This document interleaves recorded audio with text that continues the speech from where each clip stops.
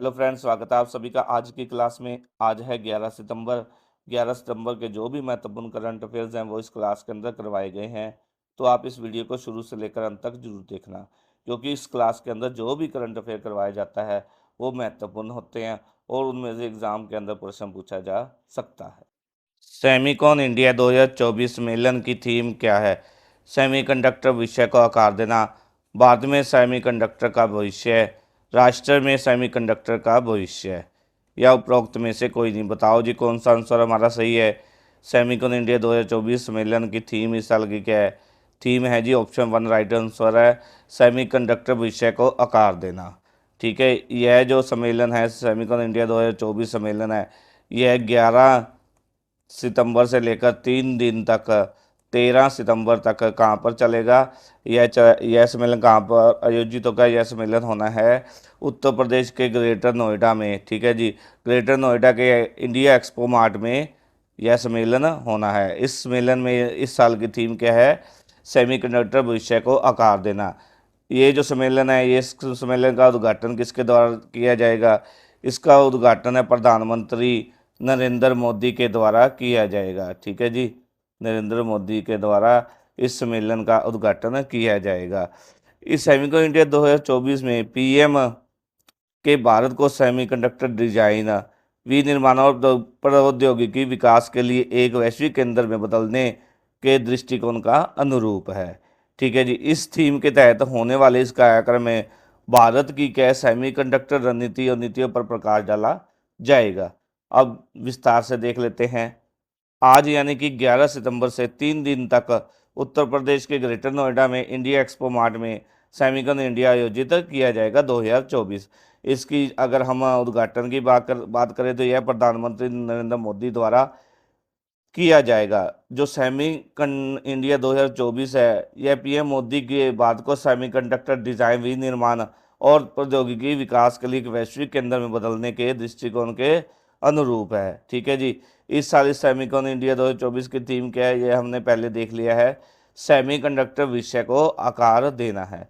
इस थीम के तहत क्या है होने वाले इस कार्यक्रम के में भारत की सेमीकंडक्टर रणनीति और नीतियों पर प्रकाश डाला जाएगा, जिसका उद्देश्य क्या है? उद्योग में देश की भूमिका को आगे बढ़ाना है, इसका मुख्य उद्देश्य है।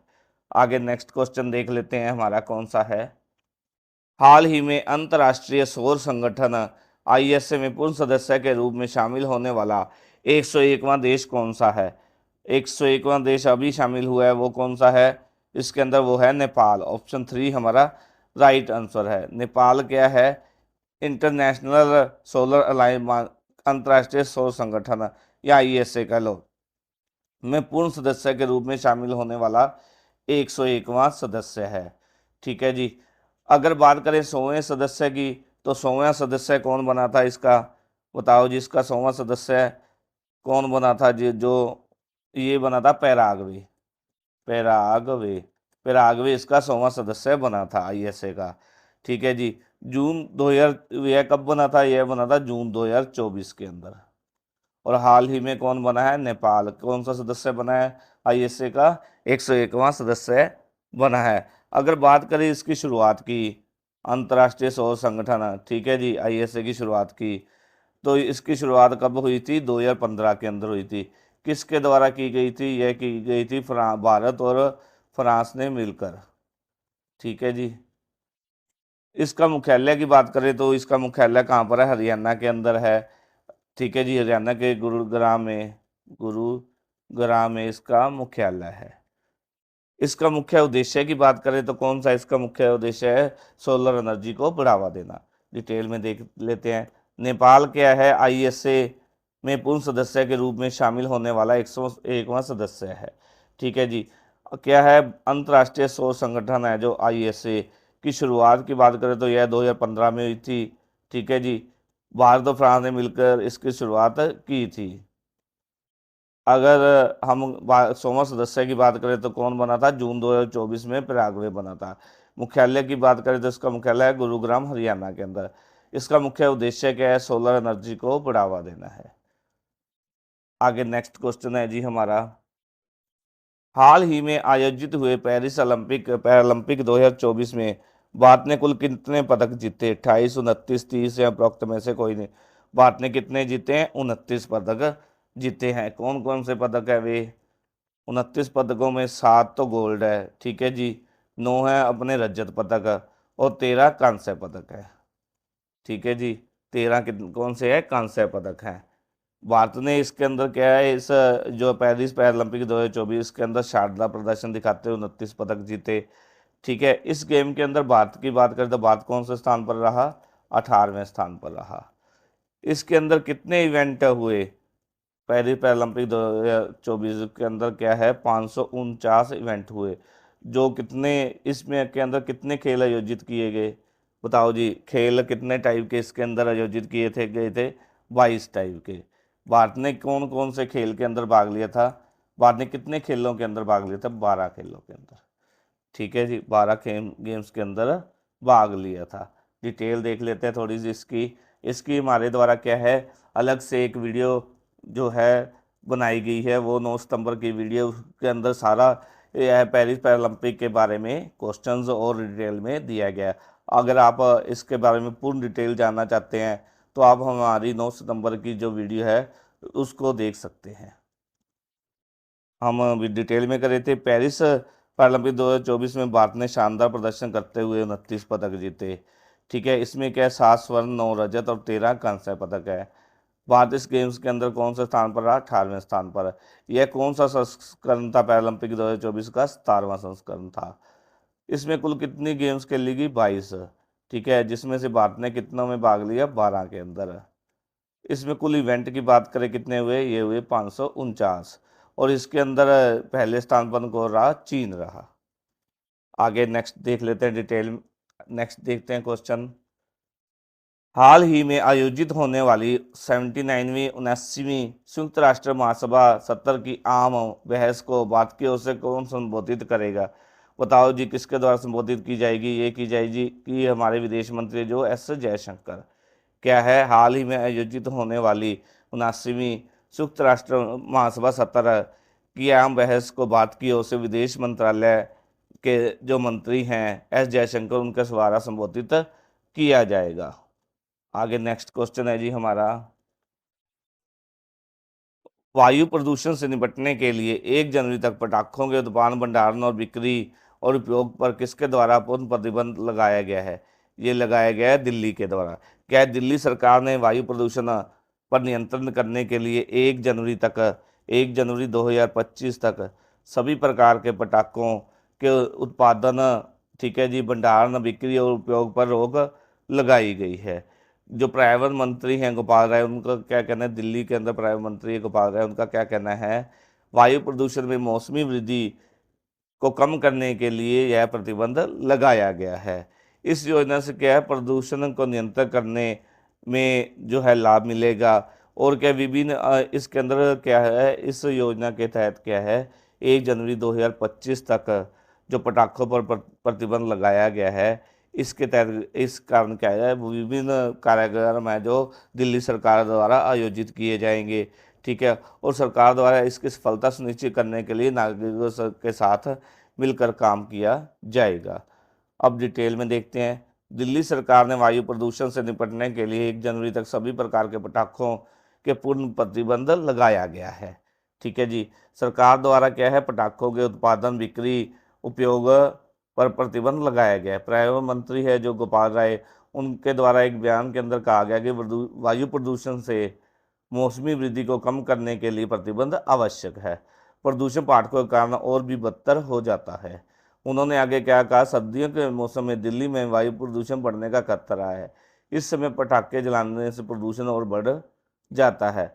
वायु प्रदूषण से निपटने के लिए सरकार की ओर से क्या है, की ओर से 21 प्रमुख क्षेत्रों पर ध्यान केंद्रित करते हुए एक शीतकालीन कार्य योजना विकसित की जा रही है। इस योजना का मुख्य उद्देश्य क्या है, विभिन्न अभियान शामिल होंगे इसके अंदर, ठीक है। और सरकार इसकी सफलता सुनिश्चित करने के लिए नागरिकों के साथ मिलकर काम करेगी। आगे नेक्स्ट क्वेश्चन देख लेते हैं हमारा कौन सा है। इजराइल ने नौकरी तलाशने वाले को नौकरी देने के लिए भारत से संपर्क करके कितने कंस्ट्रक्शन कर्मियों की मांग की है? ये की है 10,000। ऑप्शन 1 हमारा राइट आंसर है। क्या इजराइल ने नौकरी तलाशने वाले लोगों को नौकरी देने के लिए भारत से 10,000, ठीक है जी, कंस्ट्रक्शन कंपनी, जो कंस्ट्रक्शन कर्मी हैं उनकी मांग की है। 10,000 कंस्ट्रक्शन कर्मी हैं उनकी मांग की गई है। ठीक है, इसके अतिरिक्त कितने जिससे स्वास्थ्य सेवा में देखभाल के लिए कर्मियों की मांग की गई, वो की गई 5,000। ठीक है, 5,000 स्वास्थ्य सेवा में देखभाल करने वाले कर्मियों की मांग की गई है। अगले हफ्ते क्या है, इजराइल की एक टीम है जो भारत का दौरा करेगी और अपने मानदंडों स्किल के आधार पर श्रमिकों का चयन करेगी। डिटेल में देख लेते हैं। इजराइल ने नौकरी तलाशने वाले लोगों को नौकरी देने के लिए भारत सरकार से 10,000 कंस्ट्रक्शन कर्मियों की मांग की। ठीक है जी, इजराइल ने 5,000 स्वास्थ्य सेवा में देखभाल करने वाले कर्मियों की भी मांग की गई। अगले हफ्ते क्या इजराइल की कंपनियां भारत का दौरा करेंगी और अपने मानदंडों स्किल के आधार पर श्रमिकों का चयन करेगी। आगे नेक्स्ट क्वेश्चन है जी, हाल ही में आयोजित जीएसटी की 54वीं बैठक में कैंसर की दवाओं पर जीएसटी कितने प्रतिशत किया गया? 12% से घटाकर। बताओ जी, 10, 60, 5 या उपरोक्त में से कोई नहीं। ये किया गया है 5%। ऑप्शन 3 हमारा राइट आंसर है। क्या है, जीएसटी की 54वीं बैठक हुई थी हाल ही में नई दिल्ली के अंदर। इसकी अध्यक्षता किसने की थी? वित्त मंत्री है जो हमारे वित्त मंत्री हैं, ठीक है जी, उनके द्वारा, सीतारमन जी हैं, उनके द्वारा इसकी अध्यक्षता की गई थी। इसके अंदर क्या है, कैंसर की दवाओं पर जो हो जीएसटी है वो 12% से घटाकर 5% करने पर सहमति बनी है। आगे नेक्स्ट क्वेश्चन है, हाल ही में एम्स द्वारा किस शहर के अंदर एक तंबाकू निवारण क्लिनिक का उद्घाटन किया है? हरियाणा, पंजाब, दिल्ली या उपरोक्त में से कोई नहीं। बताओ जी, इसका उद्घाटन कहाँ किया गया? इसका उद्घाटन हुआ है दिल्ली के अंदर। दिल्ली के अंदर जो एम्स है उसके अंदर क्या है, तंबाकू की लत को छुड़ाने, नशे की लत को छुड़ाने के लिए एक स्पेशल जो है क्लिनिक शुरू किया गया है। ठीक है जी, इस क्लिनिक के अंदर क्या है, यह क्लिनिक पहले बात करते हैं कब शुरू होगा, कब? यह सुबह 8 बजे से 11:30 बजे तक रहेगा, यह क्लिनिक चलेगा। ठीक है, इसके अंदर क्या है, तंबाकू की लत को छुड़ाने के लिए मरीजों की मानसिक काउंसलिंग के साथ साथ उनको दवाएं भी दी जाएगी। यह क्या है, सप्ताह में एक बार हर मंगलवार को आयोजित किया क्लिनिक चलाया जाएगा। एम्स दिल्ली के निदेशक प्रोफेसर है जो एम श्रीनिवास, उनके द्वारा इस पर प्रकाश डालते हुए कहा कि एक स्वस्थ वातावरण बनाने के लिए यह एक महत्वपूर्ण कदम है। आगे डिटेल में देखते हैं। तंबाकू की लत को छुड़ाने के लिए दिल्ली एम्स में स्पेशल क्लिनिक शुरू किया गया है। तंबाकू और स्मोकिंग की लत से जूझ रहे लोग इस क्लिनिक में पहुंचकर डॉक्टरों से चिकित्सा सलाह ले सकते हैं। तंबाकू की लत छुड़ाने के लिए मरीजों की मानसिक काउंसलिंग के साथ साथ दवाएं भी दी जाएंगी। और यह क्लिनिक है हर मंगलवार को आयोजित होगा।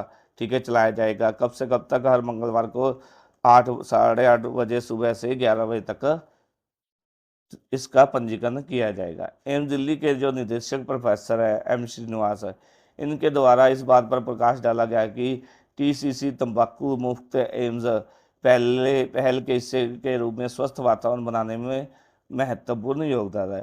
क्लिनिक तंबाकू की लत से जूझ रहे व्यक्तियों का समर्थन करेगा, उनकी लत को छुड़ाया जाएगा क्लिनिक के द्वारा। एम्स दिल्ली के चिकित्सा अधीक्षक है जो डॉक्टर निरुपम मदान की ओर से एक सूचना के अनुसार तंबाकू समाप्ति क्लिनिक को 5वीं मंजिल, जो एम्स की 5वीं मंजिल के ए विंग में पल्मोनरी मेडिसिन विभाग के कमरा नंबर 519 और 526 में चालू किया जाएगा।